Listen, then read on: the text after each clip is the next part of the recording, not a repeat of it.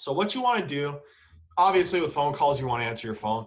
But what I've found is what most operators are typically doing wrong is when it comes to the quote form submissions. And so with those, it's all about how quickly you get back to them. If you can do it in under 60 seconds, your close rate, I guarantee you, even if you're not very good over the phone selling, your close rate will double to triple.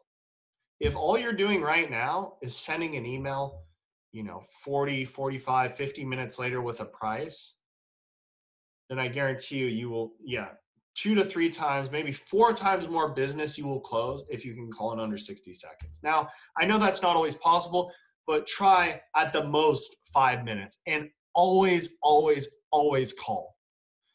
And then I say do the double dial. I've gotten mixed, responses from this. Some companies said, oh yeah, I tried it. And, people started getting annoyed. Here's the thing. You never want to make a decision based on what one person tells you. So, if one person gets upset, you're calling. Don't stop calling just because one person got upset, especially if you can close twice as much business by getting on the phone. So keep that in mind. If they don't answer, shoot them a text message. Hey, this is Mark from Mark's Limousine. I just got your inquiry. Do you have a moment to speak now? I had a few other questions I needed to ask before I can provide you an exact quote.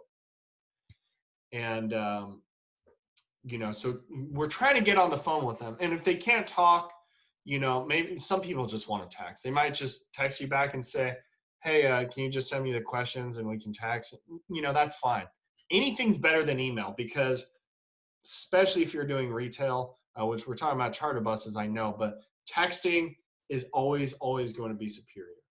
And then following up the next day with, I say email or text, but you could also follow up with a phone call.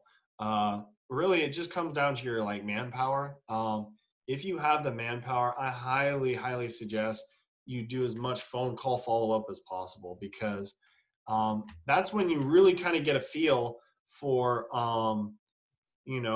we also want to be finding out if they're not booking with us, why is that? I was speaking to a gentleman about a week ago. He said, yeah, I don't think we're closing as many as we should. We're getting a good lead volume. And I said, so, well, what do you think it is? Why do you think they're not booking? He said, I don't know. Okay. So that, and I get it. That's very common. So I'm not trying to single him out, but you need to find out. You need to have your sales agent start asking, so by the way, was it due to price or was it some other factor? We didn't have the vehicle you wanted. And just when you do get a no, try to find out why. Because if over and over and over and over and over, everyone's like price, right? I'm not saying you should lower your price if a few people say your price is too high, right? But if everyone's saying that, then maybe it is a little high. But many times it's not. It might be something else.